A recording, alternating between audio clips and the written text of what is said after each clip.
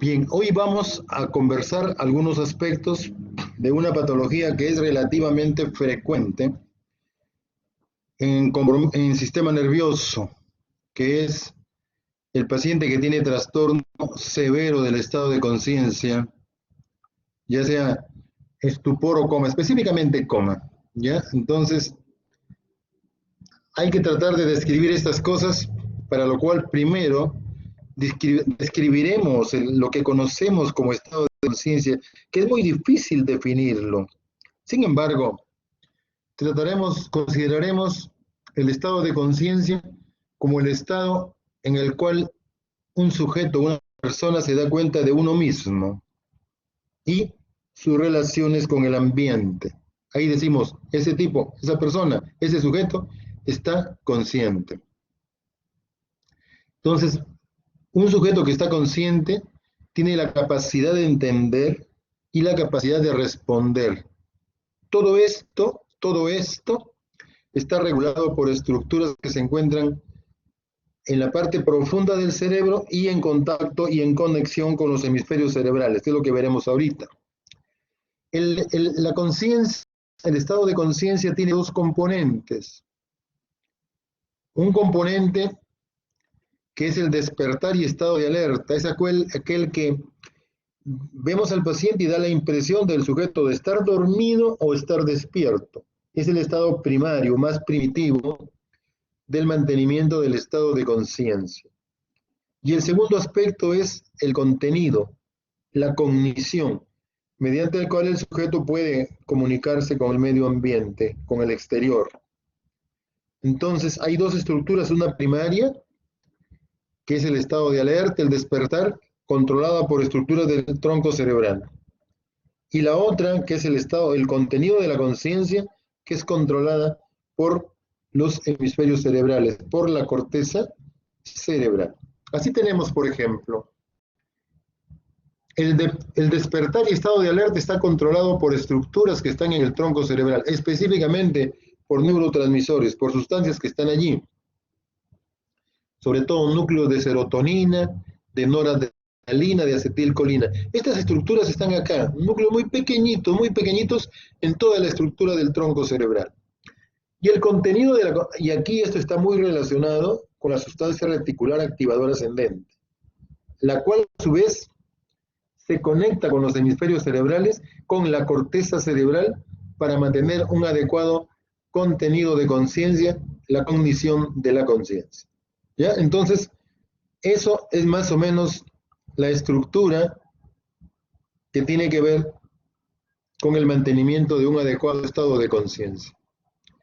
Y el estado de coma, como dice aquí, se define como la ausencia de respuesta a cualquier estímulo o necesidad interna, con pérdida del conocimiento del yo y del medio ambiente, donde mantiene la vida en estado vegetativo. Un poquito complicado. Entonces, entenderíamos coma como la ausencia de conocimiento de uno mismo y del ambiente. El sujeto que está en coma no tiene ninguna respuesta ni al medio externo ni a sus necesidades internas. El sujeto se orina, se defeca y él no se da cuenta.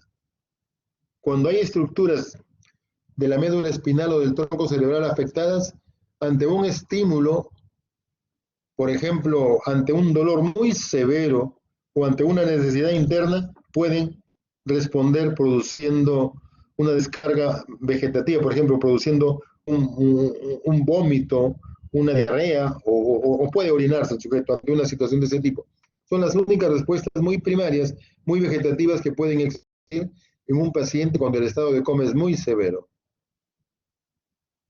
Bien, entonces, el compromiso primario del estado de conciencia se da por lesiones que comprometen el tronco cerebral.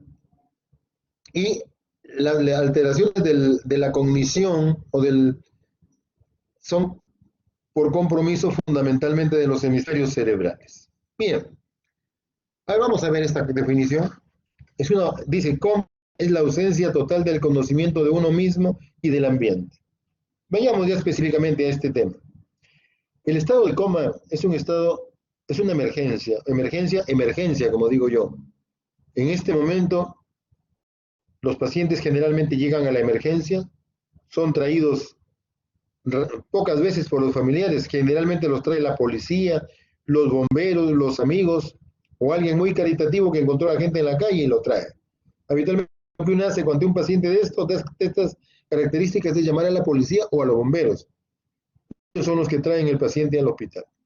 Y cuando llegan, no nos dan mayores datos de historia clínica. Ahí tenemos que elucubrar mucho cuando no tenemos historia clínica. Bien, de manera que cuando llega el paciente, nos olvidamos ya de todas las otras cosas y tenemos que dedicarnos exclusivamente a ese paciente. Cuando nos llamaron por teléfono y nos avisaron que están trayendo un paciente de estas características, nos preparamos y esperamos al paciente. Pero muchas veces el paciente llega a la emergencia y nos damos cuenta que tiene este problema cuando lo tenemos al frente. O sea, no estamos preparados en ese momento para recibirlo. Entonces, en ese momento tenemos recién que empezar. Entonces, cuando llega esta emergencia, debemos establecer un procedimiento clínico sistemático, como dice allí en la diapositiva.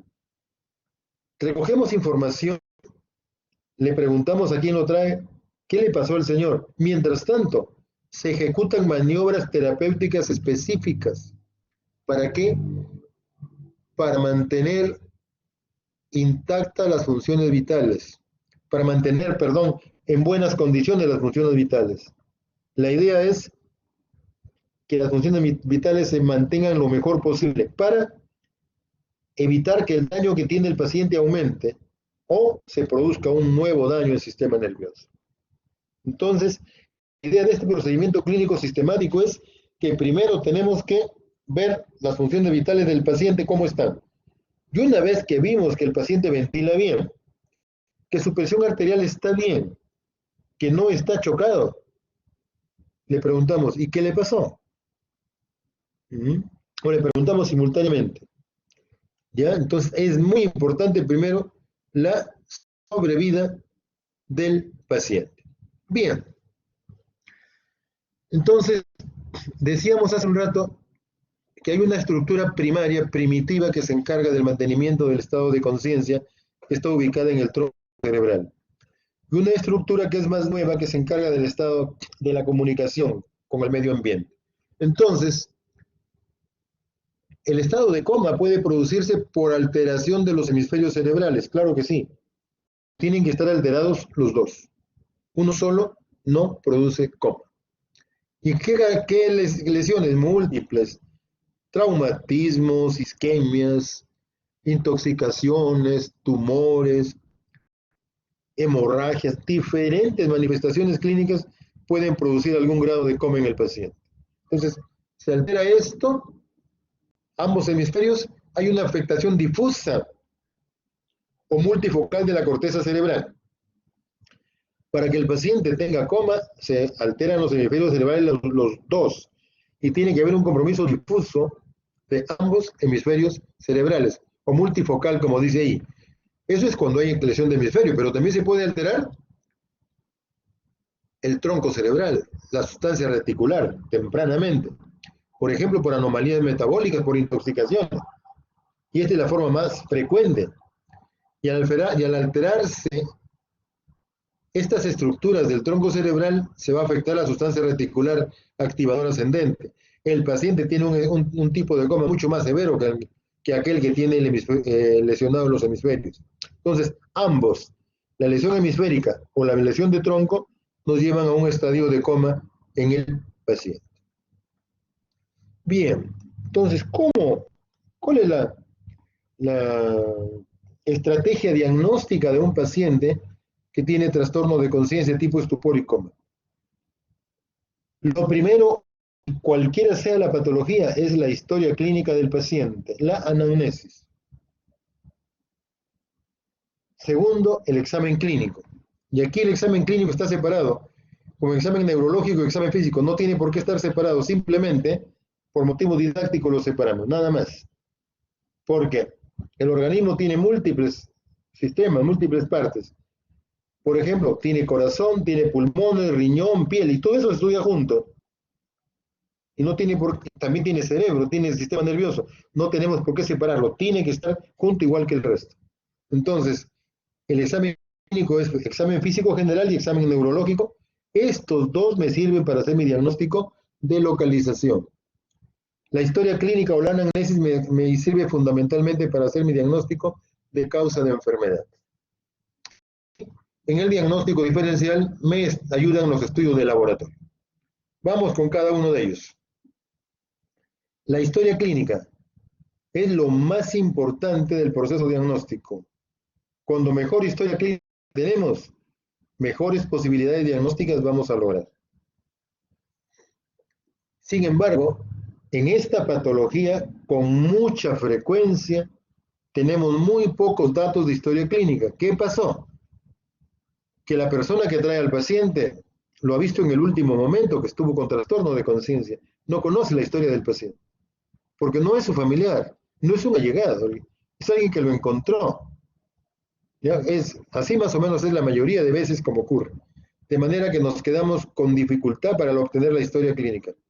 Sin embargo, a las personas que traen al paciente, a los que manejan la camilla, a los de la ambulancia, a los bomberos, a la policía, preguntémosle lo más que podamos, cuáles fueron las circunstancias en las cuales encontraron al paciente, cómo estaba el paciente, tenía algo en la boca, los ojos cómo estaban, estaba boca arriba, boca abajo, en fin, algunos datos que nos van a servir de cualquier modo para hacer nuestra disquisición diagnóstica. Y si hay alguien que conoce al paciente, los antecedentes de traumatismos, enfermedades previas, consumo de medicamentos, alcohol, por ejemplo, otras sustancias, entre ellas anfetaminas, cocaína, sobre todo, que es lo más frecuente, esos datos son importantes a la hora de hacer el diagnóstico. Entonces, no olvidemos que lo más importante para el proceso diagnóstico, cualquiera sea la patología, es la anamnesis. Los expertos dicen que una buena anamnesis nos da una positividad diagnóstica de un 70% o hasta más. Sin embargo, acá en el coma, muchas veces no tenemos buenos datos de historia clínica porque es la circunstancia en la cual vemos al paciente. Entonces, la anamnesis nos sirve fundamentalmente para hacer mi diagnóstico de causa de enfermedad. Ahí me van a contar que el paciente se cayó, que fue atropellado, que tiene una enfermedad que dura muchos días o muchas semanas, que tiene dolor de cabeza, que vomita, que tiene fiebre, no sé, hay diferentes cosas que nos pueden contar. Y eso me ayuda para hacer mi diagnóstico de causa de enfermedad. Una vez que ya tengo esto, debo hacer mi examen clínico. Y lo primero, como digo, es lo primero, el examen físico general. Lo primero es los signos vitales, antes que cualquier cosa. Y los signos vitales, primero, ¿cómo está la ventilación del sujeto? ¿Ventila bien? ¿Tiene dificultad para respirar? ¿Cuánto tiene de frecuencia respiratoria? ¿La frecuencia es uniforme? ¿Es rítmico el ritmo respiratorio? ¿Cuánto satura ahora que está tan de moda la saturación en todos los pacientes? Sobre todo lo de coronavirus. ¿Cuánto satura el paciente? ¿Cómo está la función cardíaca? El ritmo cardíaco es rítmico, es arrítmico, es irregular. ¿Cómo está la presión arterial? ¿Cómo está la temperatura? Entonces, estas cosas es lo primero que tenemos que ver para evaluar al paciente. Y estas cosas necesitan que las corrijamos en el momento que examinamos al paciente. ¿Ya? Antes de preguntar qué le pasó al paciente, hay que corregir cómo está su presión arterial, cómo está su función ventilatoria. Si necesita intubar, en ese momento hay que intubarlo. Por eso que necesitamos que esté cerca de nosotros un anestesiólogo o un intensivista, que son los que intuban a los pacientes.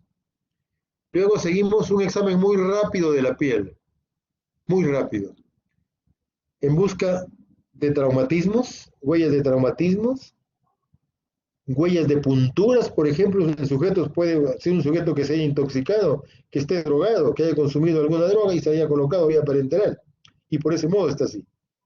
Ya nos ha pasado más de una vez eso. Un examen muy rápido de la cabeza, en busca de huellas de traumatismos, por ejemplo, el hematoma palpebral bilateral, el hematoma retroauricular, signo de Bate, se le conocen. A mí los términos de ese tipo no me agradan. Simplemente debo saber qué es y sobre todo las zonas anatómicas es lo que hay que hacer referencia. En el caso anterior, primero de que hay un eh, hematoma palpebral bilateral, ojos de mapache, le llaman a ese signo, con caída de líquido por la fosa nasal, indica que está cayendo líquido cefalorraquídeo. Eso habla a favor de que el paciente esté presentando una fractura del cráneo de piso anterior. Y cuando hay el hematoma retroauricular con caída de líquido por el conducto auditivo, nos indicaría que el paciente está haciendo una fractura craneal de piso medio.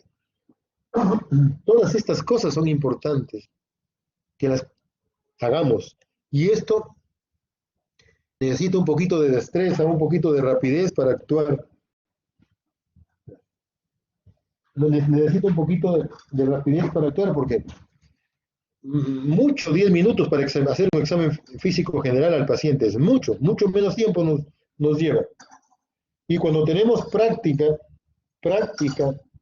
con examinando al paciente, yo prefiero examinar a un paciente en coma, que es mucho más fácil para mí y mucho más sencillo, y el paciente en coma no me hace ninguna resistencia. Hago todo lo que quiero con él, no se opone.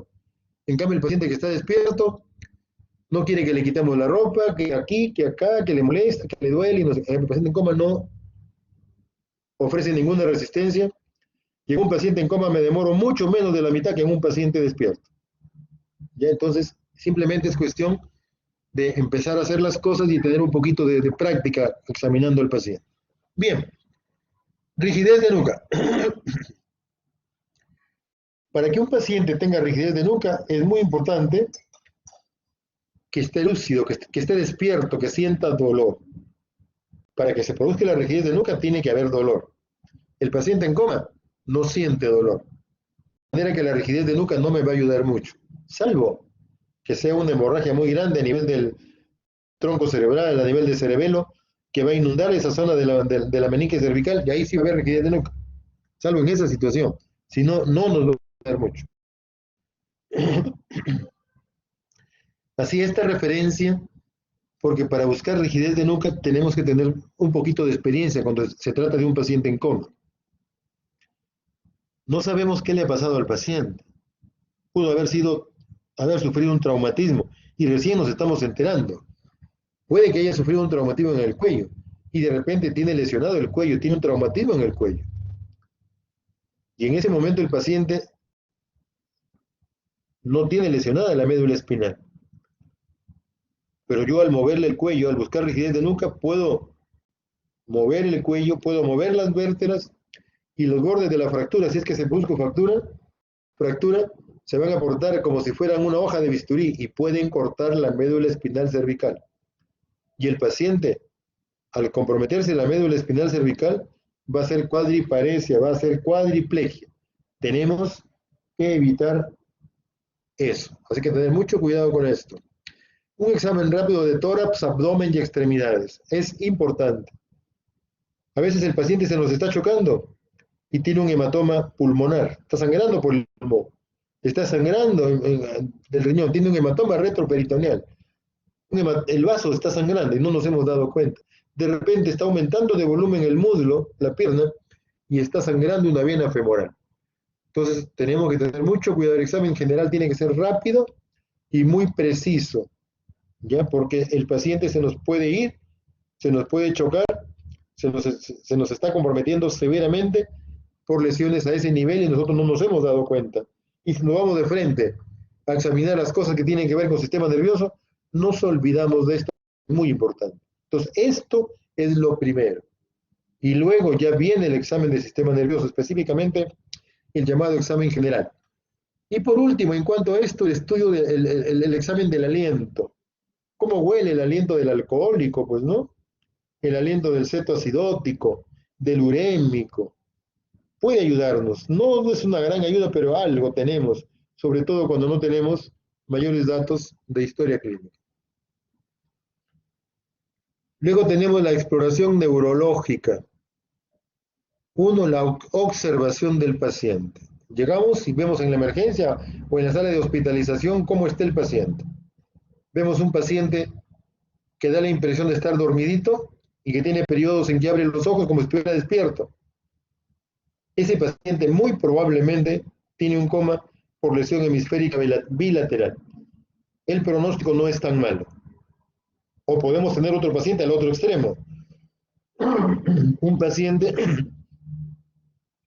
que tiene los ojos entreabiertos y la mandíbula colgante y dirigida la cabeza hacia un lado, hacia la derecha o hacia la izquierda. Ese último paciente probablemente tiene lesión de tronco cerebral. El último paciente es de peor pronóstico que el primero. Entonces, ese dato, simplemente de entrada, cuando vimos al paciente nos dimos cuenta.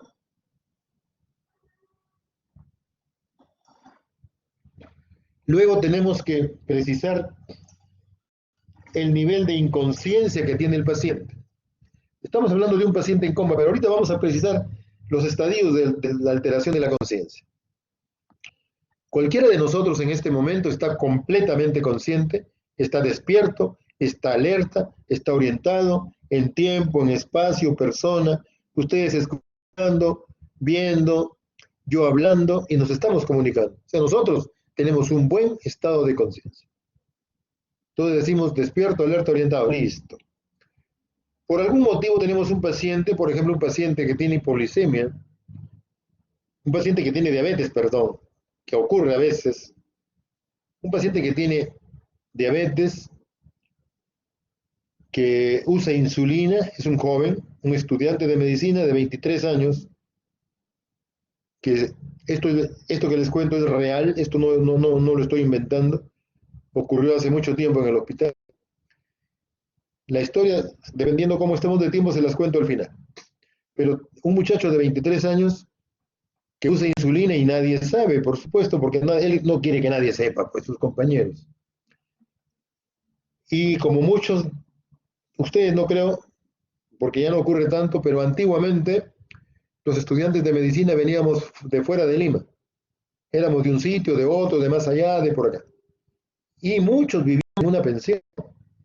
Y como los que viven en pensión sabrán que la pensión tiene hora, pues. De tal hora a tal hora el desayuno, el almuerzo, la cena. Ahí no puedes pasarte un minuto, porque ya te quedaste sin comer.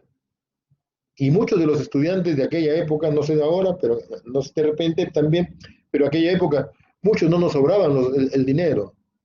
Y teníamos una pensión y para pagarla, si se pasó la hora de la comida, mala suerte, pues. Este caballero que les digo, era un jovencito muy simpático, era compañero de estudios, yo ya era profesor, ¿ya? Él era estudiante todavía, pero eran mis primeros años de médico. Tenía pues 2 o 3 años trabajando en el Hospital 2 de Mayo. El jefe del hospital de neurología, el jefe del departamento de medicina, perdón, era todavía don Carlos Lanfranco. Y el jefe de medicina en la universidad también era don Carlos Lanfranco. Bueno, entonces, ese chico, el día del examen de neurología, porque neurología en esa época era curso, no era capítulo como ahora, había que aprobarlo porque era curso, así como medicina, como semiología, era un curso. Después ya se adhirió a medicina interna o a semiología. Entonces el examen por algún motivo se postergó y este muchacho se hizo tarde, fue a tomar desayuno, pero ya se había pasado la hora, ya no tomó desayuno, pero él se colocó la insulina como todas las mañanas se coloca. Y el examen se prolongó mucho. Entonces en él lo vimos en él que primero empezó a decir cosas, ya después de dar examen, empezó a hablar cosas medio raras. Estaba confuso. Por ejemplo, ahorita me preguntan a mí, doctor, ¿y usted dónde estudió? Pues yo le digo, bueno, yo soy hincha de un equipo muy malo, que es, por decir, voy a decir un nombre cualquiera, no es verdad, por decir Sporting Cristal, pero es tan malo igual que Alianza Lima y tan malo o peor que Universitario. Entonces, hablo cosas que no tienen nada que ver a lo que me están preguntando. Estoy confundiendo. Ya es el primer estadio de trastorno de conciencia. Lo del estudiante se las cuento más tardecito, ahí la vamos a parar. Entonces, porque si no se nos va el tiempo, ¿ya? Entonces, el sujeto hace confusión mental. Sigue avanzando el estado de hipoglicemia en este paciente, avanza el tiempo y él no ingiere nada. Y ya no solo se confunde, ahora empieza a dormirse. Se queda dormido. Estamos en un grupo de estudiantes, de médicos, de jóvenes, haciendo cosas. Hoy, mire, Juan, yo me incluí en el grupo de jóvenes, yo que soy viejito. Estamos en un grupo, dejamos de estimularlo y de preguntarlo y se queda dormido. Juanito, y llamamos a Juanito y Juanito se despierta. ¿Qué pasa? Dice. Entonces Juanito está en estado de somnolencia. Dejamos de hablarle a Juanito y otra vez se duerme, está soñoliento. Entonces el primer estadio es confusión mental, el segundo es somnolencia. Sigue avanzando este trastorno y ahora Juan se va a quedar bien dormido y ya no va a despertar al estímulo verbal. Lo movemos y tampoco. Le producimos dolor y recién despierta el estímulo dolor. Entonces decimos, Juanito está en estado de estupor. Somnolencia al comienzo, perdón, confusión al comienzo, somnolencia, despierta el estímulo verbal, estupor ya no despierta el estímulo verbal, pero sí el doloroso intenso. Y por último, entra en coma. Aquí no va a despertar con nada. Le ponemos fuego y Juan no va a despertar. Entonces nosotros, cuando evaluamos al paciente, tenemos que precisar cuál es el nivel de conciencia que tiene el paciente. ¿Cuál es el nivel de inconsciencia en todo caso? ¿Está somnoliento? ¿Está en coma? ¿Cómo está? Y eso tenemos que describirlo. Listo. Vayamos al siguiente. Posición de la cabeza y los ojos. En un paciente despierto, yo le digo a Juanito, mira a la derecha, a la izquierda, y Juanito va a mirar a todo lado. Entonces, puedo evaluar al paciente de ese modo. Puedo decir, los movimientos oculares de Juanito son normales. Listo. Pero en un paciente en coma, ¿qué? No voy a poder. Tengo una diapositiva a continuación para ver los movimientos oculares, pero acá simplemente era para ver la posición de la cabeza y los ojos. Entonces, el área 8, la región frontal del lado izquierdo, lleva la cabeza y sobre todo los ojos hacia la derecha. Y la región frontal del lado derecho del cerebro lleva los ojos a la izquierda. En esa zona de la región frontal hay una zona que se llama área 8, en la parte posterior de la región frontal. Y esa es la que permite llevar los ojos hacia la izquierda, el lado derecho, y la del lado izquierdo del cerebro lleva los ojos a la derecha. Entonces, si yo llego a la cama, a un sitio, a la emergencia o a una sala de hospitalización, y veo que hay un paciente en coma, con la cabeza dirigida a la derecha y los ojos bien a la derecha, entonces me está diciendo, doctor, estoy que miro mi lesión. Eso me dice el paciente. Entonces, mira su lesión. ¿Por qué?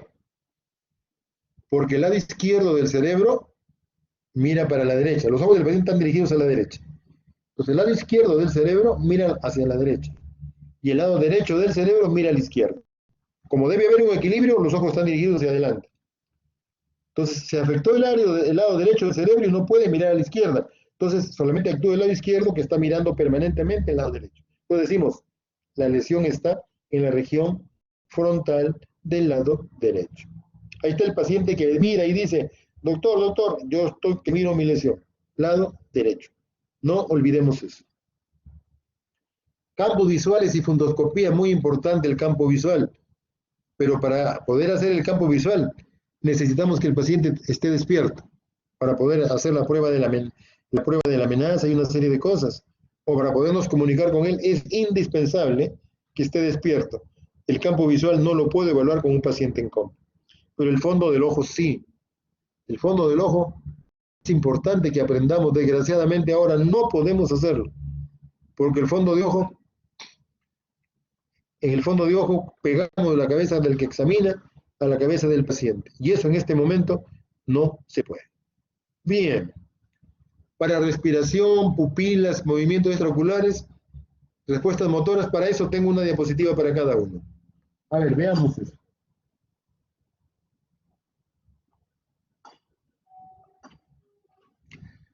Vamos a ver la función respiratoria. Tengo un paciente en coma,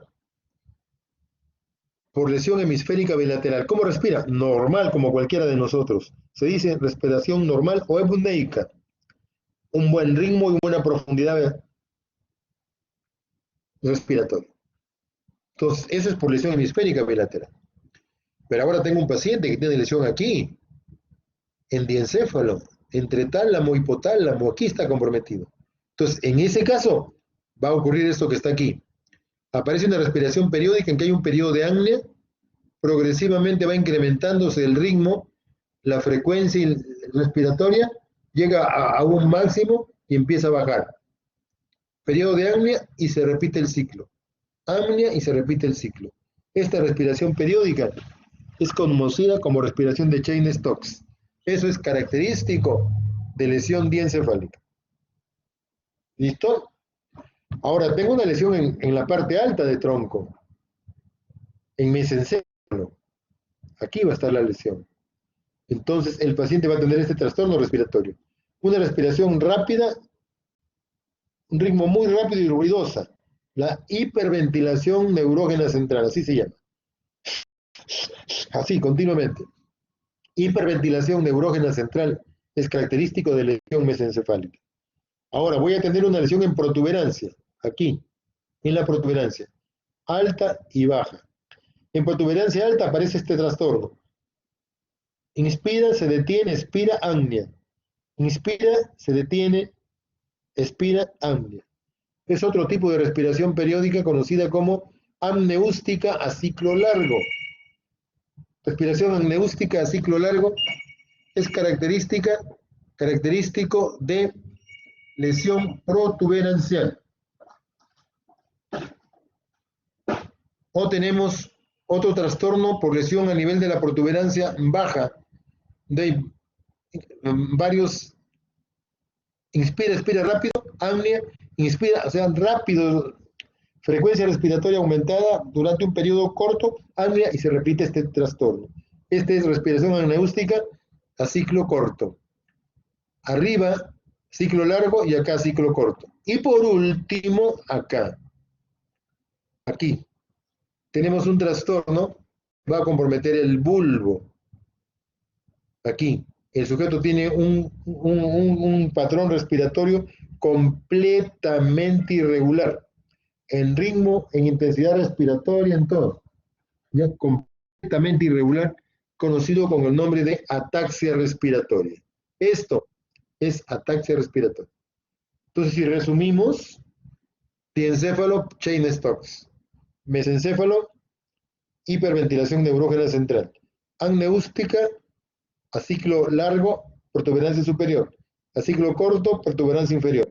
Y ataxia respiratoria, aquí el sujeto está en estadio premortem, el sujeto se está muriendo aquí. Es por lesión vulvar. Bien, la pupila. ¿De qué tamaño es la pupila normalmente? La pupila normalmente es un tamaño de 6, 7, 8, 10 milímetros.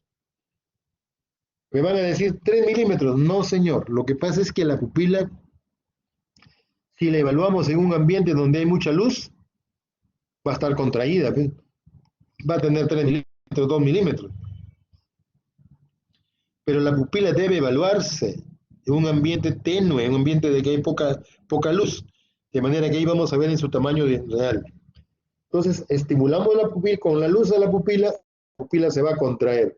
Es el reflejo fotomotor que alumbra a ese ojo. Pero al mismo tiempo se contrae la otra pupila también. Reflejo consensual. Bien, eso es lo normal. ¿Ya? ¿Qué pasa ahora cuando hay lesión a nivel diencefálico aquí? Cuando hay lesión a nivel diencefálico, aparece este trastorno. La pupila de tamaño medio, 2, 3 milímetros, con poca respuesta a la luz. Característico de la pupila cuando hay compromiso metabólico. Pupila de 2, 3 milímetros con poca respuesta a la luz, tanto cuando es diencefálico como cuando es metabólico. Ahora tengo un problema ya no en el diencéfalo, sino a nivel de mesencéfalo.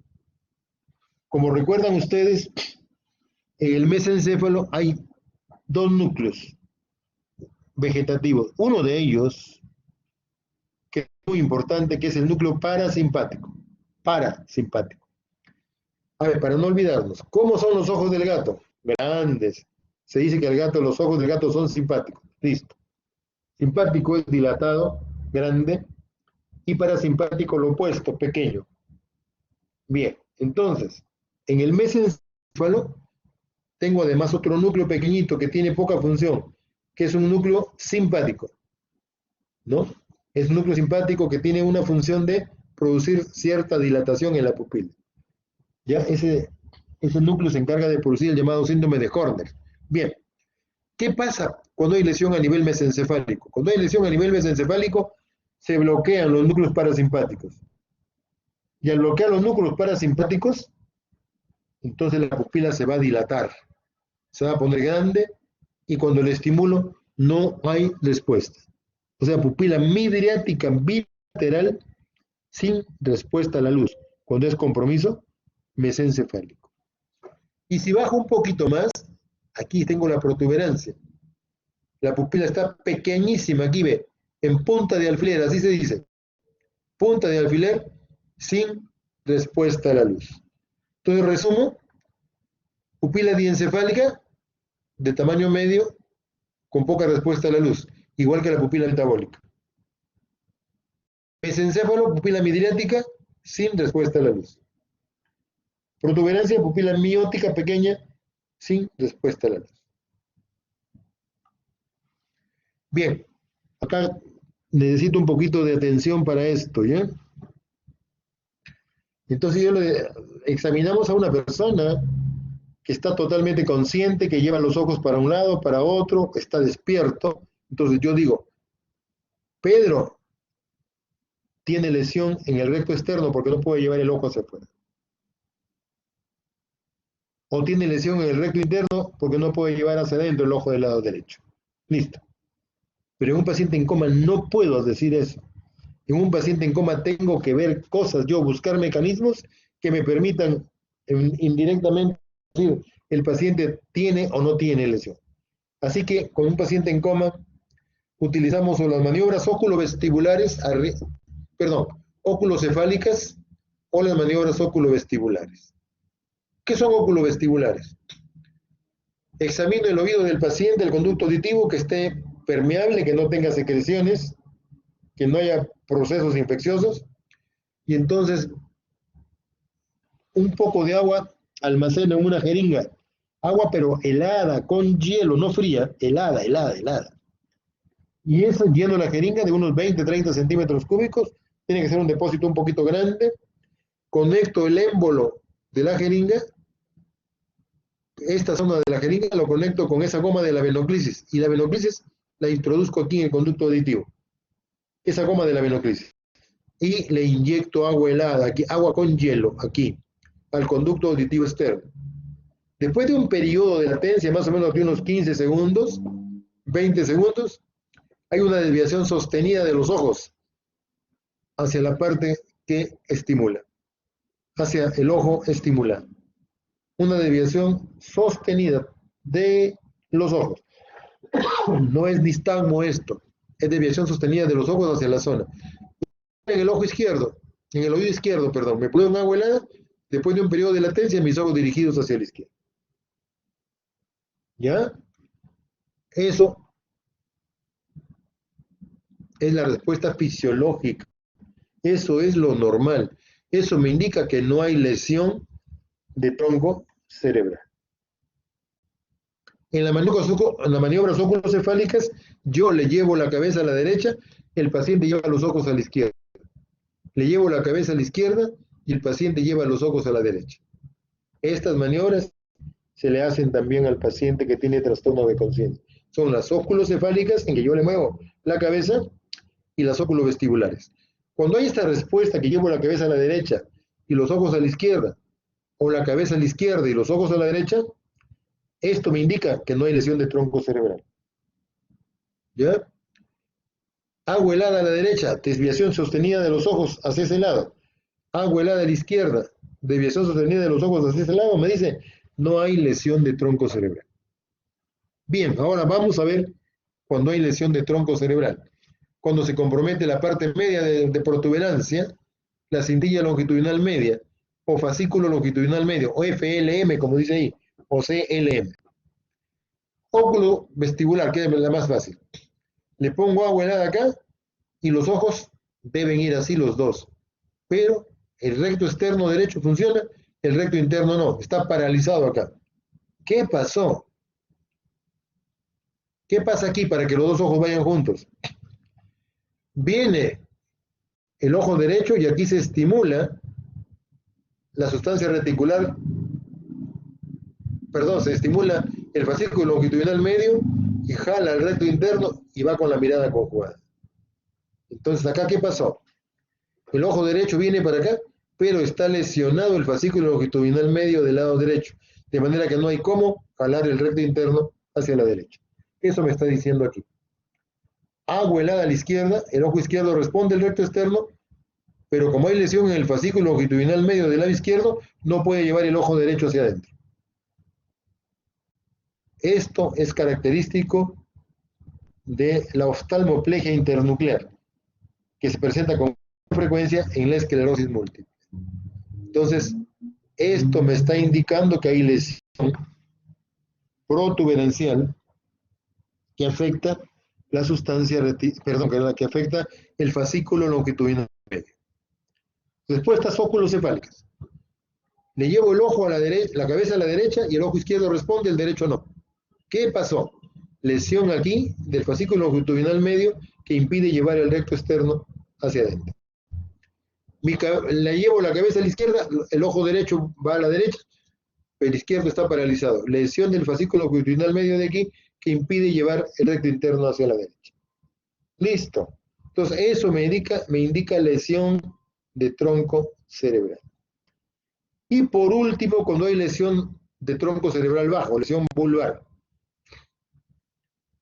Cuando hay lesión vulvar, los ojos están fijos permanentemente, fijos, dirigidos hacia adelante.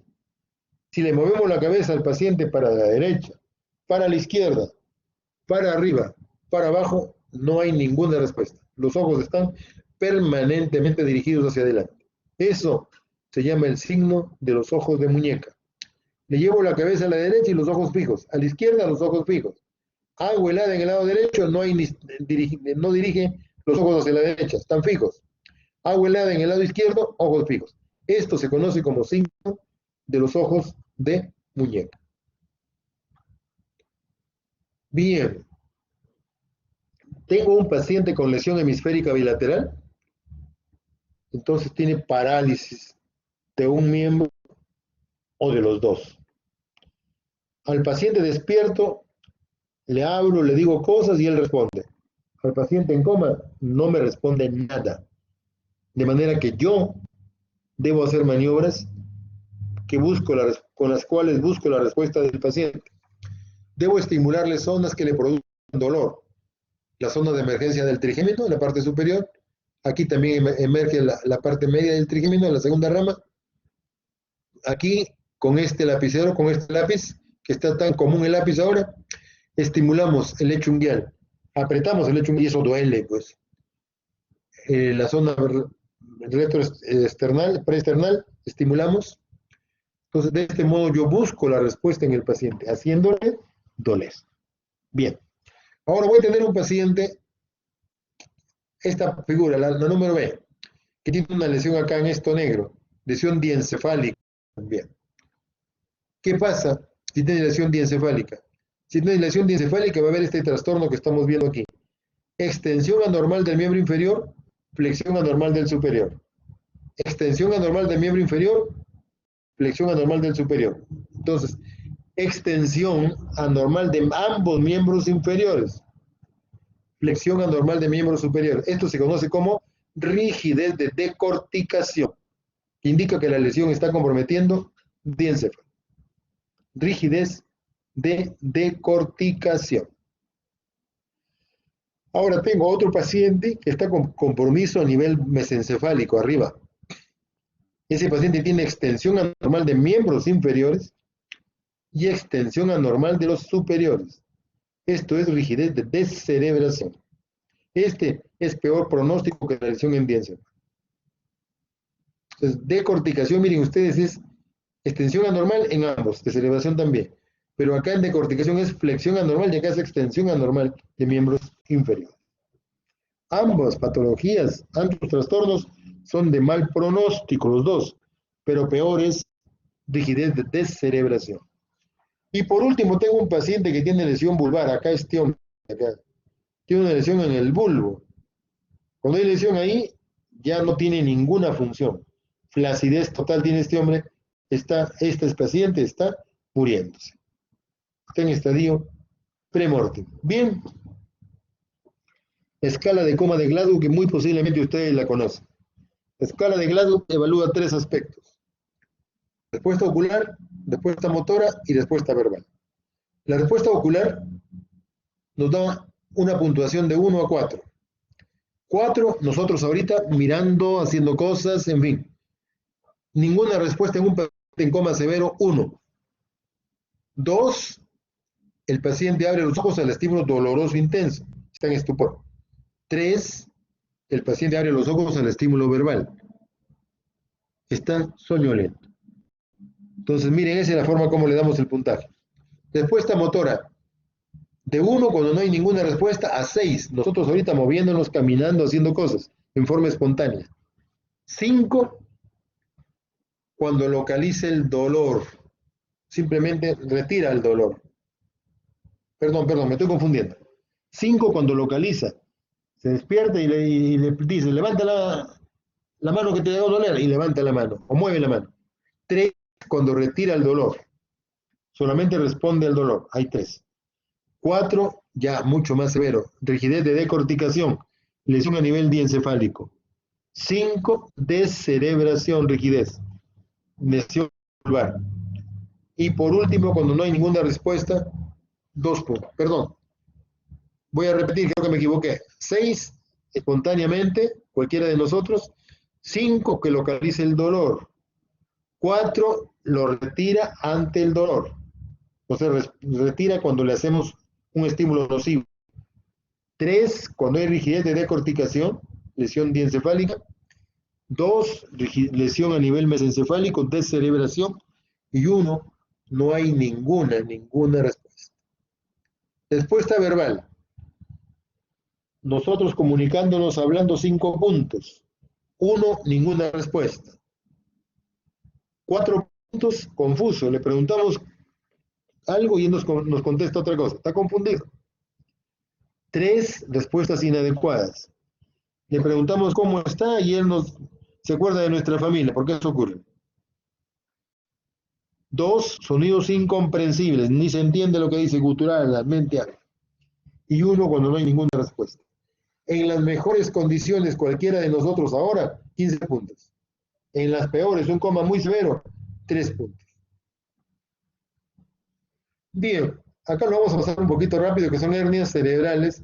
Lo que quería presentarles con detenimiento, un poco lento, es lo que acabamos de ver, que es la forma como hacemos para evaluar un paciente con trastorno de conciencia. Dentro del tejido cerebral o de la caja craneal hay un equilibrio. Ese equilibrio está dado por el tejido cerebral, que constituye el 80%, por la sangre, que constituye el 10%, y el líquido cefalorraquídeo, que constituye el otro 10% del volumen total de la caja craneal. Normalmente hay un equilibrio, perfecto. Pero hay algunas situaciones en las cuales se rompe ese equilibrio, y ahí aumenta la presión intracraneal, hay hipertensión endocraniana.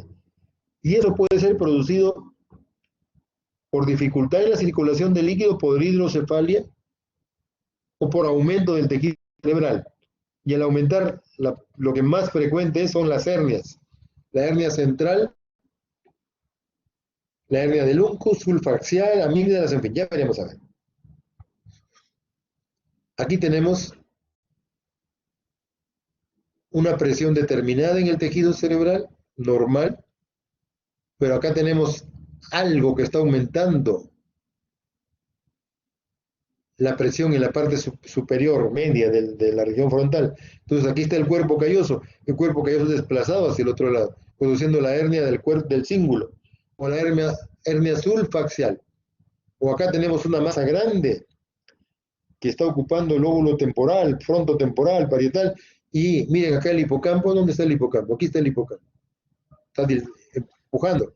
Acá se dilata tremendamente el uncus del hipocampo y va a presionar hacia el tronco cerebral o hacia el tejido, hacia el cerebelo, produciendo una hernia del uncus del hipocampo.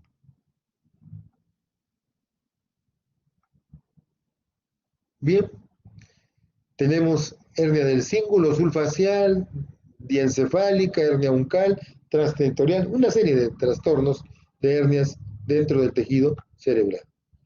Así tenemos la hernia del cíngulo, aquí el número 3, empuja hacia el otro lado.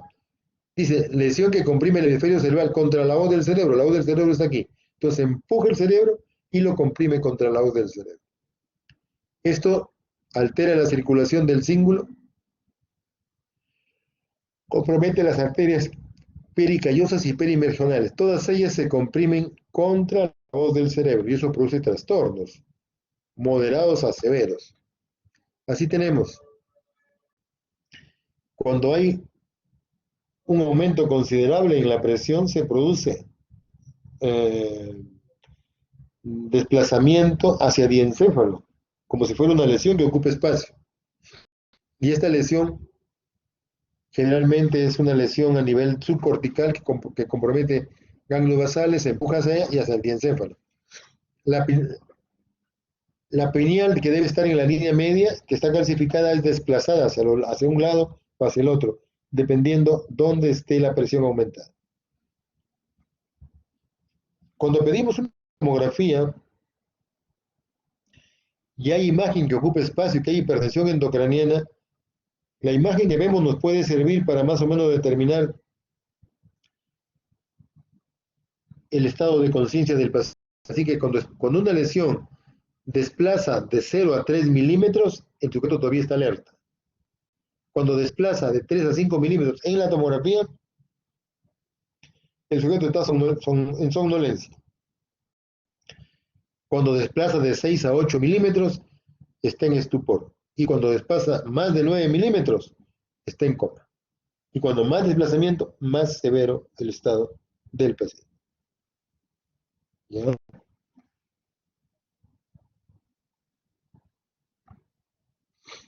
Y acá tenemos la hernia del uncus.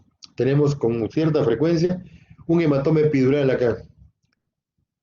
Hay un sangrado acá arterial y empuja el tejido cerebral y el hipocampo que estaba acá chiquito, ¡pum!, es desplazado como una lengua que va a comprometer el tronco cerebral, va a comprometer el mesencéfalo en este caso. ¿Ya?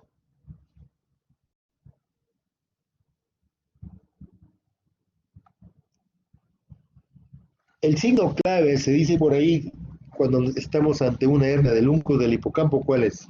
Esto que estamos viendo. La pupila dilatada de un lado, no los dos. ¿Por qué? Porque hay una presión, como eso que vimos hace un rato. La lengüeta que está aquí está comprimiendo el cerebro, el mesencéfalo, y comprime precisamente al tercer nervio craneal. Tempranamente comprime el tercero. Y al comprimir el tercer nervio craneal, me da manifestaciones clínicas de compromiso del tercer nervio craneal. Por ejemplo, ligera ptosis palpebral, dilatación de la pupila, midriasis de ese ojo, sin respuesta a la luz. Y compromiso de los oculomotores que dependen del tercero, que son todo menos recto externo y oblicuo superior. ¿Ya? Entonces, este es el signo característico, midriasis de un ojo. Se altera la conciencia, pero por supuesto que sí. Cuando se produce un aumento así de la presión a este nivel, se produce esta hernia y esto va a desplazar al tronco cerebral. Y al desplazar al tronco cerebral, puede estimular la sustancia reticular activadora ascendente y eso puede producirnos algún grado de coma en el paciente. ¿Ya? En la hernia uncal puede haber cierto hemiparesia, hemiplegia. Hay compresión de la arteria cerebral, pues puede haber, produciendo infarto occipital y ceguera cortical. Bien, hernia transtentorial central, ¿qué significa? No es este esquema específicamente, pero hay un aumento de presión aquí y acá, simultáneos, que hacen que la presión se sienta hacia abajo. Hay un compromiso diencefálico temprano en este tipo de pacientes. Entonces las manifestaciones clínicas son de compromiso diencefálico. ¿Ya?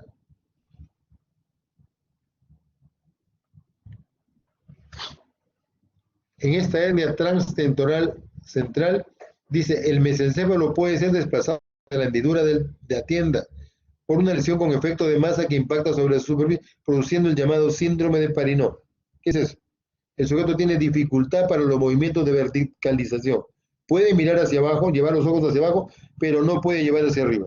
Esto es característico de una lesión o de una hernia central que está comprometiendo el nivel diencefálico hacia abajo. Hernia de las amígdalas, quizás sea la más mala de todas.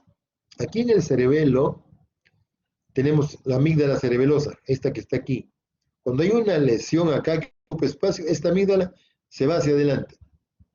El irse hacia adelante va a comprimir bulbo. ¿Qué parte de bulbo? La zona del aparato del control cardiorrespiratorio. Y al comprimir el control cardiorrespiratorio, el sujeto puede hacer un paro y puede morir. Y entonces es una de las amígdalas de las lesiones más severas. A veces hay un aumento de presión en el tronco que puede desviar a esta estructura hacia la parte superior. Es rarísimo, pero alguna vez puede presentarse. Bien, hay un resumen ahí sobre las características diferenciales de los diferentes tipos de hernias. Ahí se lo dejo para que lo revisen. Están describiendo todo lo que hemos visto. Bien, seguimos entonces con el coma. Estados que causan coma. El coma puede ser producido de tres modos. Coma estructural, ¿qué significa coma estructural? Lesión del tejido cerebral. Puede ser producido coma metabólico. Es un coma hasta cierto punto funcional al comienzo, pero puede aumentar esto y el metabólico se puede convertir en un coma estructural. Y falta de respuesta psicógena. O sea, se dice aquí que un sujeto está simulando. Puede ser. Puede ser. Coma estructural. El coma estructural puede ser por lesión supratentorial o infratentorial. Supratentorial, o sea que es lesión por arriba de la tienda del cerebelo. Puede ser por compromiso de hemisferios cerebrales. Rarísima vez sería compromiso de ambos hemisferios cerebrales. Porque primero se compromete un hemisferio cerebral y después el otro. Pero al mismo tiempo los dos, casi nunca. Entonces, un ejemplo. Tenemos un paciente con un tumor en el lóbulo temporal del lado izquierdo. Frontotemporal, está creciendo poco a poco. Es en el lado izquierdo. El tumor no va a estar al mismo tiempo en los dos hemisferios, solamente en el izquierdo.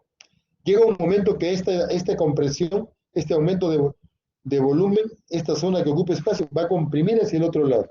En ese momento empieza el trastorno de conciencia. Entonces, si examinamos al paciente, vamos a ver que hay una zona, clínicamente hay una zona que está afectada, que es el hemisferio cerebral izquierdo. Entonces, eso dice acá, signos iniciales de disfunción cerebral focal y los signos progresan rostro caudalmente. O sea, primero la lesión en el hemisferio izquierdo y poco a poco se compromete hasta el otro lado. Los signos neurológicos en cualquier momento señalan hacia un área anatómica específica, lo que hemos dicho. Y cuando encontramos signos motores bilaterales,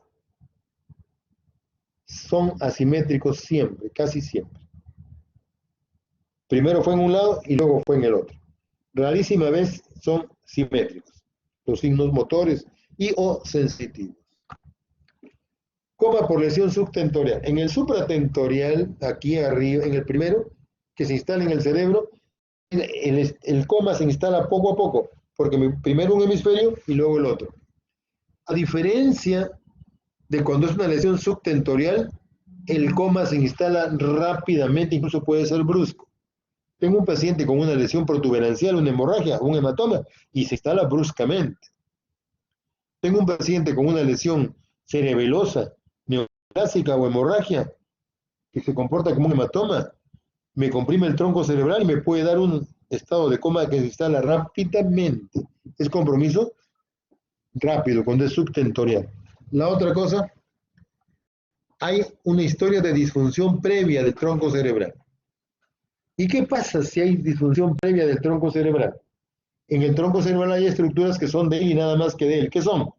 Los nervios craneales. O sea, hay historia de compromiso de nervios craneales. Y esos tipos, hace un rato que vimos respiratorios, entre comillas, bizarros, y Chayne-Stokes, respiración, hiperventilación neurógena central, esas cosas se presentan con mucho más frecuencia cuando es infratentorial. Luego el coma metabólico, que es tan frecuente.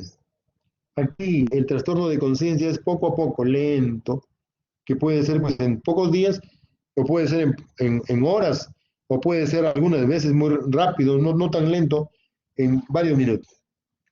Entonces, la confusión y el estupor, o sea, el trastorno de conciencia, preceden a los signos motores, los cuales cuando están aquí metabólico, en general son simétricos. Cuando es estructural, son asimétricos los signos motores. Las reacciones de la pupila son normales, pupilas de tamaño medio con poca respuesta a la luz, no nos ayudan mucho. Frecuentemente puede haber, claro, trastorno de tipo metabólico, asterixis, mioclono, temblor, puede haber convulsiones. Todas ellas son características de un compromiso metabólico, pues, ¿no? Por supuesto que puede haber un desequilibrio ácido básico con hiperventilación, hipoventilación. Y por último, la falta de respuesta psicógena. Es muy difícil evaluar un paciente en el cual sospechamos que hay un trastorno psicógeno. Siempre que sospechemos en un paciente que tiene trastorno de conciencia tipo estupor, tipo coma, siempre hagámosle todos los estudios necesarios. Y después, cuando ya no encontremos ninguna respuesta, asumamos, cuando no encontremos nada positivo, asumamos que es un trastorno funcional, que el paciente está simulando, porque nos hemos equivocado groseramente más de una vez al considerar de entrada a un paciente, porque nos creíamos genios y que todos sabíamos, a considerar a un paciente que estaba simulando, cuando lo que tenía era un tumor en el lóbulo temporal. Así que, por favor, siempre consideremos al paciente que tiene lesión orgánica. Y luego que lo evaluamos y que no encontramos otra cosa, decimos, puede ser. Las pupilas son reactivas o dilatadas, no nos ayuda mucho. Un paciente con cierta tensión, un paciente anciano, tiene sus pupilas dilatadas, y eso no nos indica mayor cosa. Las respuestas óculocefálicas no son predecibles. Aquí, por favor, si sospecho de que un paciente tiene coma psicógeno, las respuestas óculovestibulares.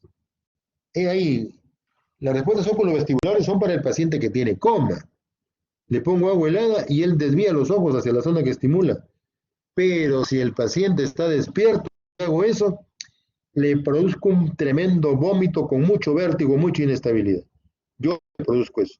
Entonces, vayamos a buscar al paciente que tiene trastorno funcional, que tiene coma psicógeno, y ponle agua helada en el oído. Y vas a ver que si es así, lo vas a despertar vomitando al paciente.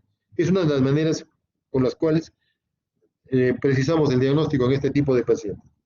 El tono motor no nos ayuda mucho, tampoco el problema respiratorio, no hay reflejos patológicos. Es un poco difícil evaluar a un paciente con trastorno de conciencia que tiene simulación de un coma. Hay gente que sabe mucho de esto. Me acuerdo en el hospital donde yo hice residencia, en el hospital Mogrovejo, tuvimos una paciente en coma 4 días, era la jefa de enfermeras de esa época. Ya había dejado de hacerlo la señora y había hecho coma. Y el único que detectó esto fue el doctor Treyes, el viejito, el patrón. Él conocía al señor y sabía qué cosas presentaba. Así que el doctor Treyes, cuando se le presentó el caso, él ya no trabajaba en el hospital, iba de vez en cuando. Esa época era ministro de salud de el viejito. Entonces, él pidió examinar a la paciente a solas. Salimos todos en el cuarto que estaba y se quedó con la señora. Y nos llamó luego de 10 minutos y encontramos a la paciente sentada conversando con él. Él sabía que tenía la paciente y se había dado cuenta de ciertas cosas que explicó que no le entendí, de que la paciente tenía ciertos indicios de simulación y de ese modo la despertó. Bueno, no son frecuentes esos casos, felizmente. Estudio de laboratorio para un paciente en coma, los habituales que debe tener todo paciente que tiene este trastorno. Por supuesto, las pruebas comunes y corrientes, hemograma, hemoglobina, hematocrito, prueba de función hepática, prueba de función renal, gases arteriales. Si sospecho que el paciente está intoxicado con algo, investigo pues cocaína, investigo anfetaminas, investigo talio, en fin, lo que creo yo.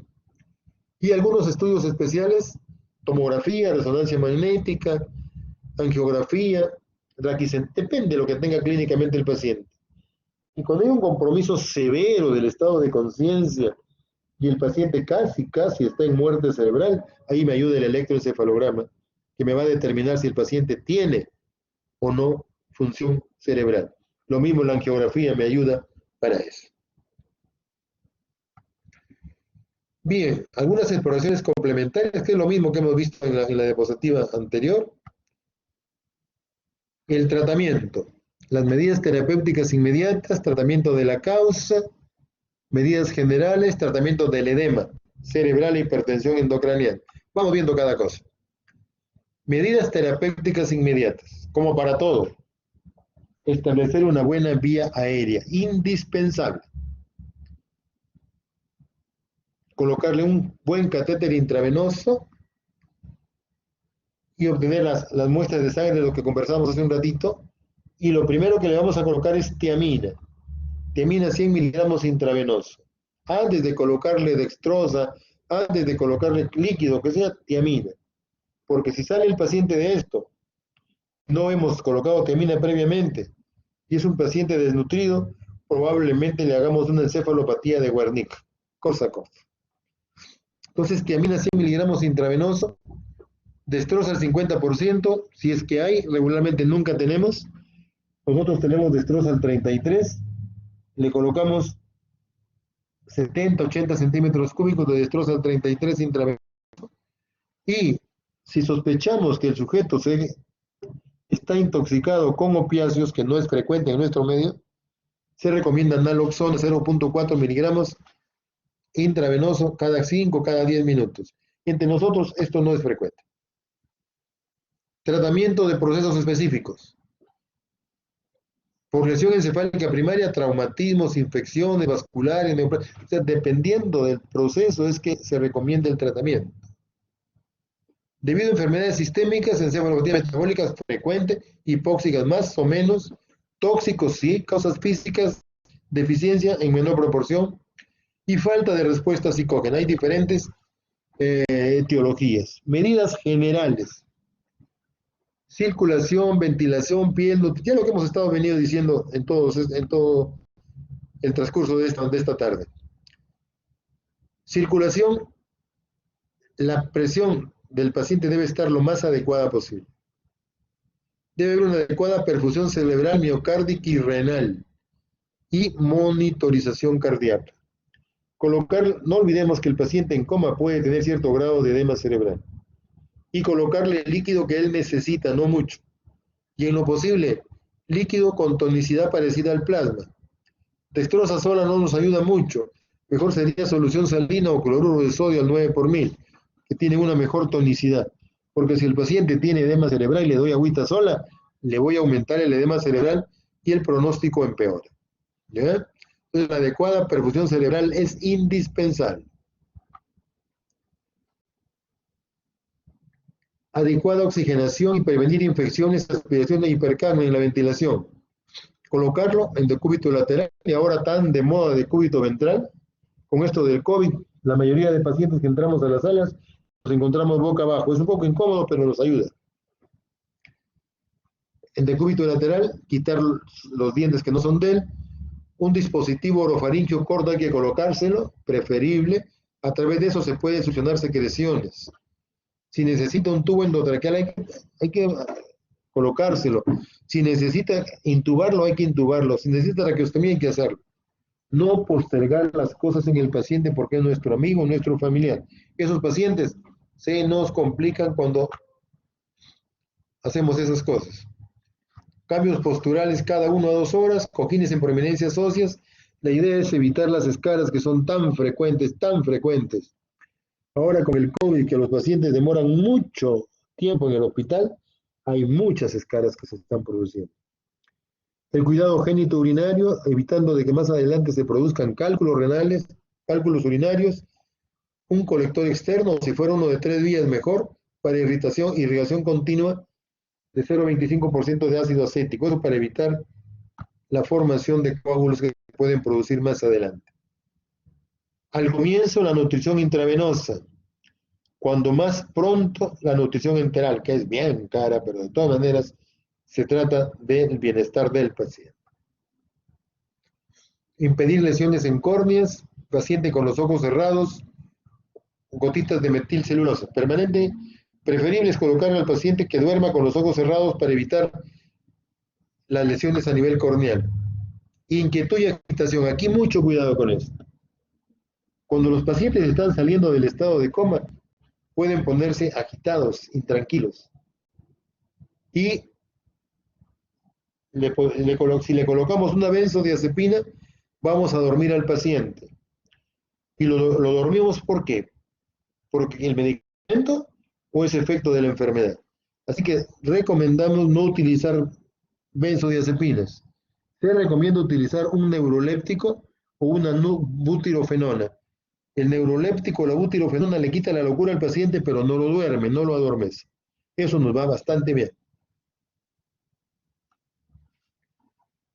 El edema cerebral, tratamiento de esta hipertensión endocraniana, la posición del paciente en decúbito lateral o decúbito dorsal, manteniéndolo con la cabecera levantada a 45 grados, 60 grados. Evitar soluciones hipotónicas, lo que decíamos, evitar la destroza.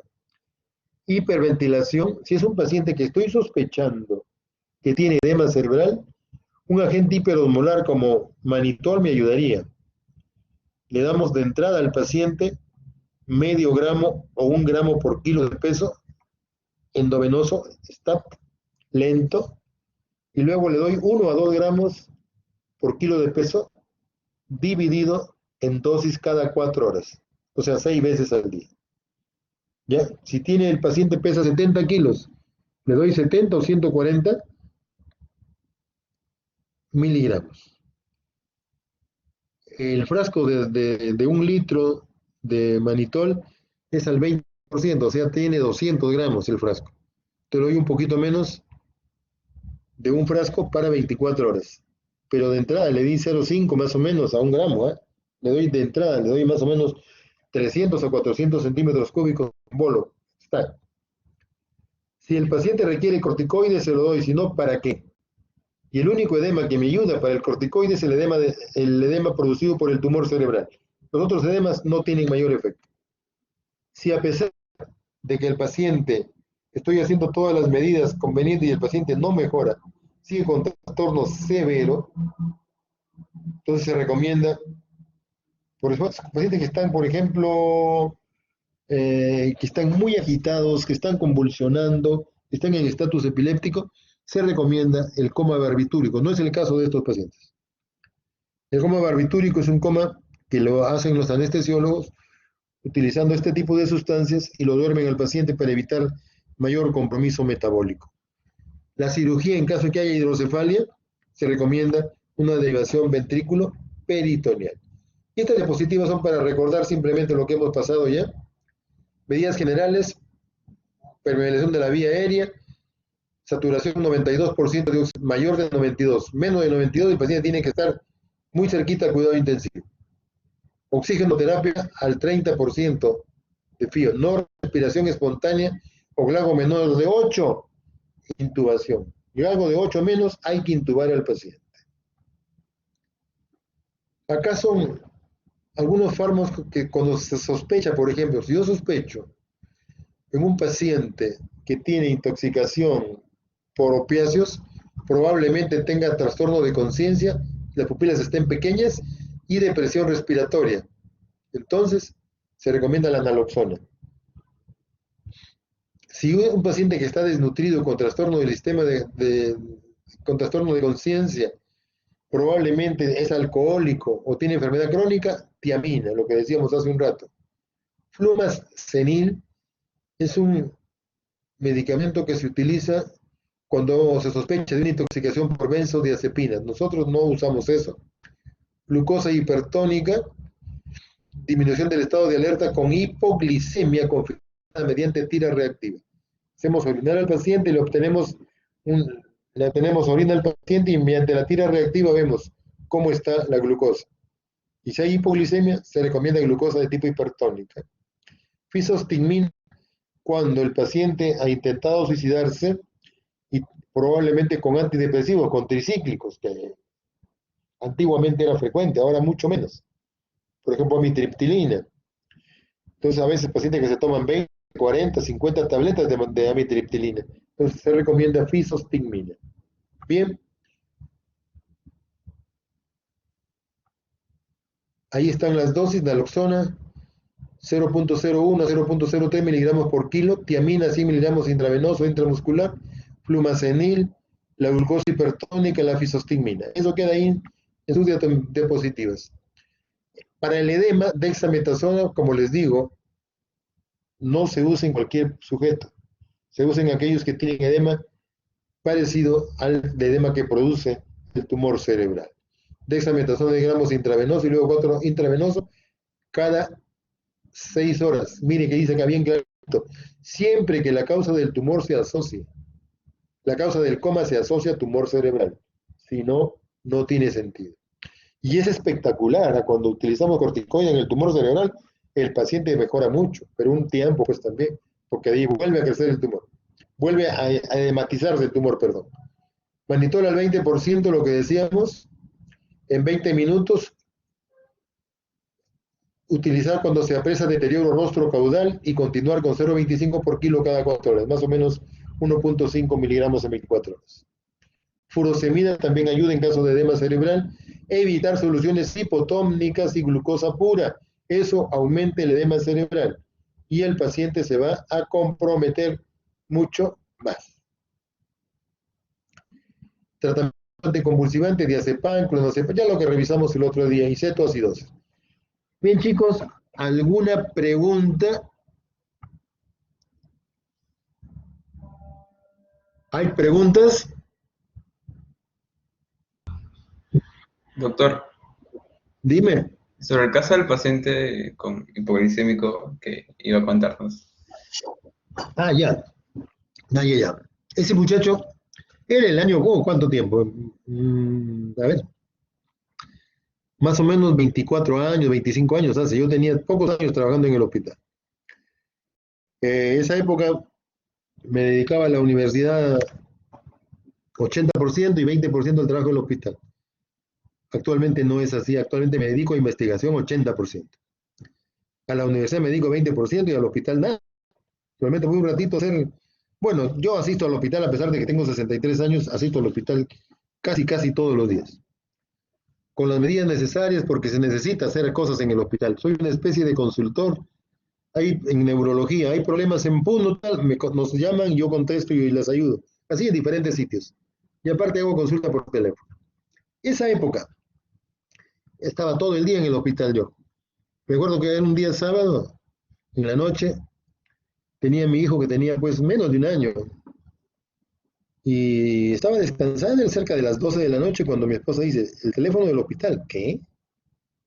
Contesto el teléfono y me llamaba el jefe de guardia. Julito me dice, doctor, le digo, porque yo era chibolo, porque yo tenía casi 30 años menos. El jefe de guardia me dice, oye, hermanito, ¿puedes venir? ¿Qué pasó, doctor? Tenemos un problema con un estudiante de medicina. Pucha, me dijo estudiante, pero claro, doctor, ahorita voy. Le digo, doctor, un favor, mándeme la ambulancia. Sí, me dice, te mando la ambulancia, porque ir a la avenida Grau en esa época, usted se imagina dónde queda el hospital 2 de mayo en la noche, 12 de la noche. Ahorita pasa. Esa época que les hablo, Dios santo, era peligrosísimo. Ahora está mejor, pues. Pero aún sigue siendo peligroso. Entonces, me mandaron la ambulancia, llegué al hospital, caramba. Era una noche, pues, de esas en que la luna estaba, pero preciosa, casi parecía de día. Llego y encuentro al hospital cuando menos 20 médicos en el hospital 2 de mayo, de los viejos, ¿eh? Y un montón de estudiantes. ¿Qué había pasado? Ese joven que les contaba hace un rato era un muchacho que era de Iquitos, bien alto, como un ochenta y tantos, era jugador de básquet, y nadie se iba a imaginar que ese muchacho jugador de básquet tenía diabetes, y diabetes uno encima, y que se colocaba insulina. Lo cierto es que ese muchacho fueron a dar examen de neurología ese día, el profesor quería, había viajado y me encargó a mí que tome el examen. Estando de viaje el doctor, que era muy celoso con las cosas, me llamó como 6 de la mañana y me dijo, Julio César, no tome el examen, llego yo a las 11 de la mañana, eso lo tomamos juntos. Bueno, entonces el examen que iba a hacer a las 8 de la mañana, colocamos un documento que no se iba a hacer. El examen era que se daba para todos los estudiantes, para todos. Al mismo tiempo, toda la promoción. Ya el doctor llegó a las 11 de la mañana, se tomó el examen y a las 12 ya habían terminado los muchachos, ya todo el mundo se fue. No, eran un montón de muchachos que habían dado su examen ahí en San Fernando, frente al Hospital Obrero. Entonces, ya al terminar, los muchachos pues ya se iban en grupitos con las chicas, se iban a jugar pelota, a emborrachar, donde sea. Y después de eso iban a hacer el internado ya estaban listos. A este joven lo llevó a buscar una jovencita, una chica, que se encontraron cerca del Hospital Obrero y se han ido. Han ido en un microbús, según lo que dijeron sus compañeros. En un microbús en dirección a la carretera central. Ustedes son muy jovencitos y no saben nada de esto. Pero antiguamente los hoteles de Lima, los hostales de Lima, no están ahora que están en todos los distritos, en todas las cuadras, ¿no? Estaban ubicados en un sitio que se llamaba el kilómetro 5,5.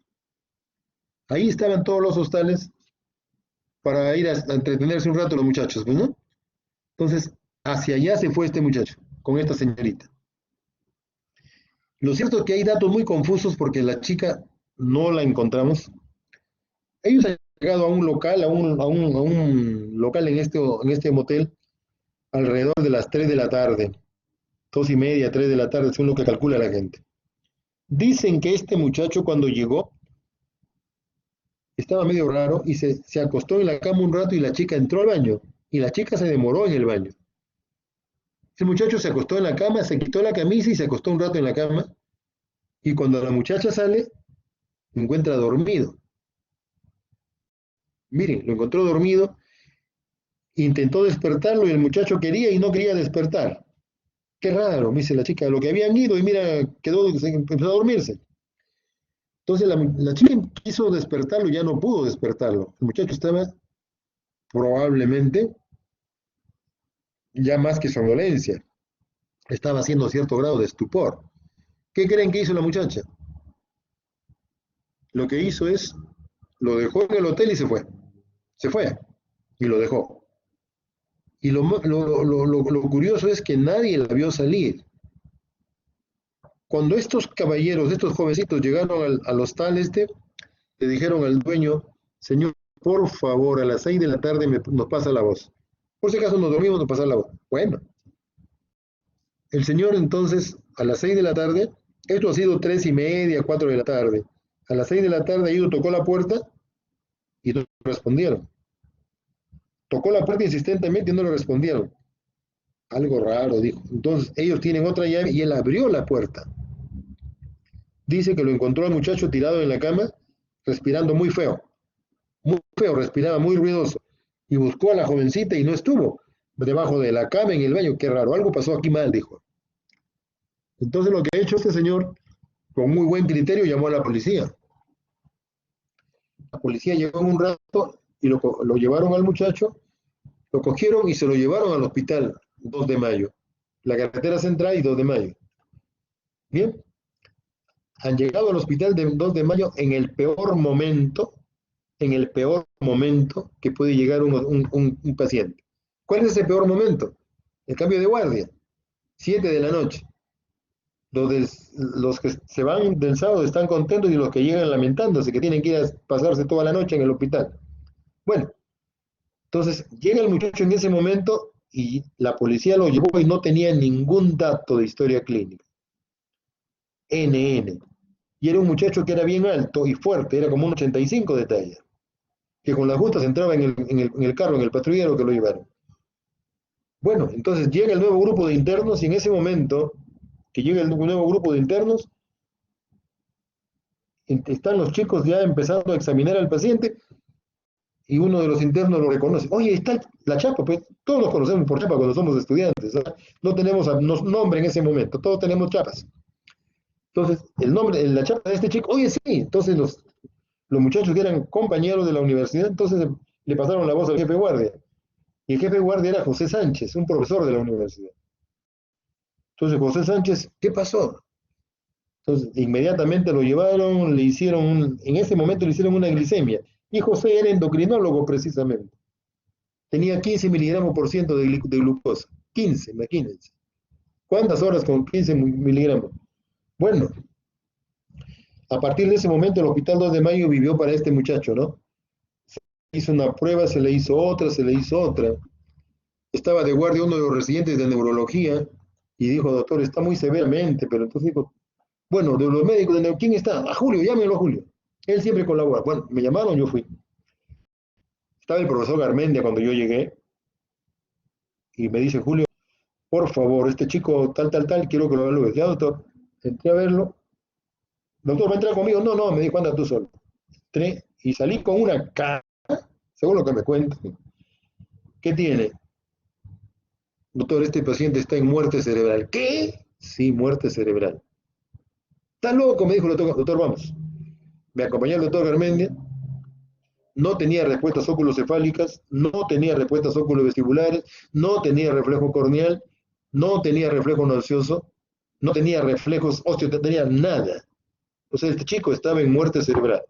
Y para desgracia, 25 años, 28 años, había en el Hospital 2 de Mayo una salita pequeña con 3 o 4 ventiladores ocupados con pacientes operados de corazón.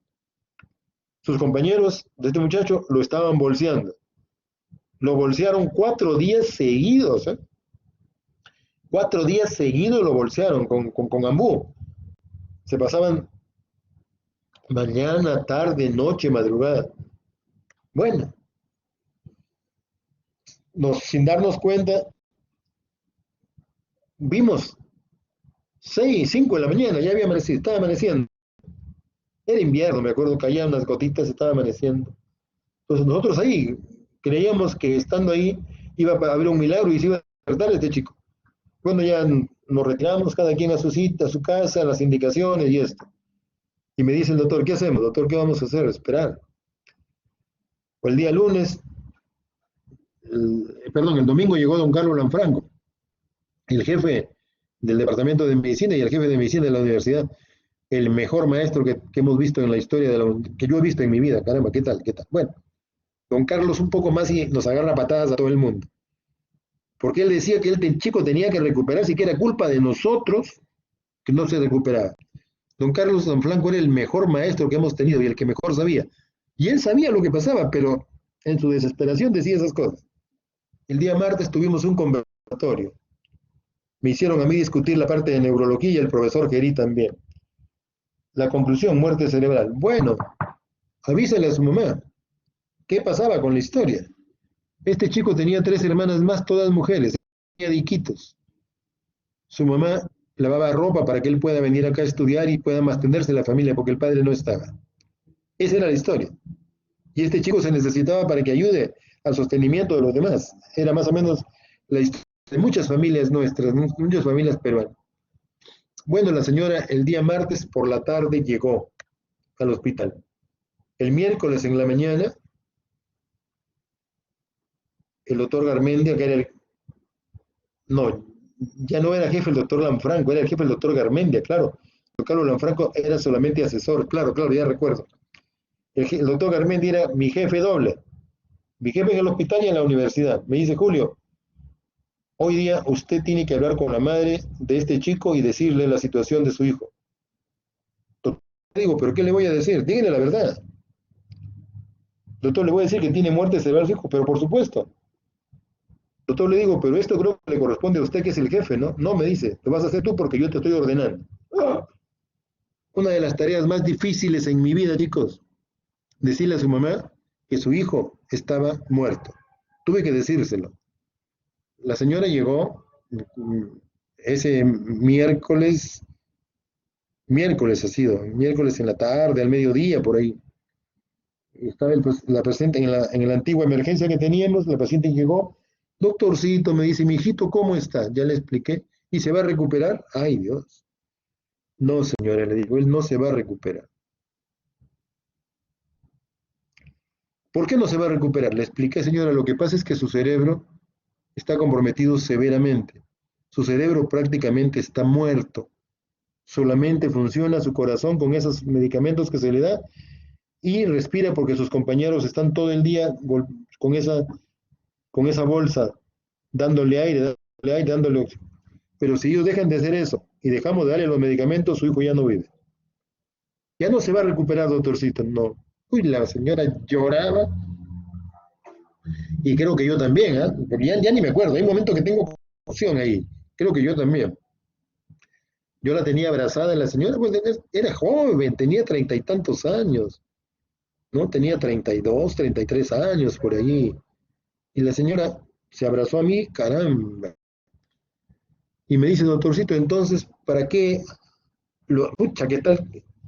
Señora, me enseñó mucho. Me dijo, doctorcito, entonces, ¿para qué se está haciendo todo esto si mi hijito ya está muerto? Sí, señor. ¿Qué debemos hacer? Señora, esta decisión la toma usted. Pero bueno, aquí hay que suspender todo lo que se está haciendo, señora, porque ya no hay manera de que él se recupere. Bueno, la dejé a la señora llorando, me despedí. Tuve 2 días que no pude ni dormir, en fin. Bueno, me fui. La dejé a la señora ahí. Por la tarde me llamó Sánchez, el endocrinólogo. Me dice, Julio, tal muchacho ha fallecido. No sé la circunstancia en la que falleció, pero yo creo que la mamá dijo, suspéndanle todo. Y de ese modo, y murió. Chicos, una hipoglucemia vulgar corriente, estúpida. Terminó la vida con una persona tan valiosa como ese estudiante, como ese chico. O sea, algo que no justificaba realmente. Era de haberle puesto a este chico un poco de azúcar en la boca, antes, al inicio, y se solucionaba todo esto. Entonces, eso nos ha dejado una gran enseñanza. La hipoglicemia, que al comienzo puede ser un trastorno funcional simplemente, se puede convertir en un trastorno orgánico y puede terminar con la vida de un paciente. Puede producir muerte cerebral, como es el caso de este muchacho. Bien, y así como ese hay varios casos que, bueno, sería motivo en otro momento de conversar. Ya en el hospital yo tengo ya más de 30 años trabajando y ahí he visto varias cosas. Bien, chicos, ¿alguna pregunta, algún comentario? Bueno, si no hay preguntas, nos quedaremos acá. Gracias, cuídense. Gracias, doctor. Gracias, doctor. Chao, chicos, chao. Gracias, doctor. Adiós, cuídense.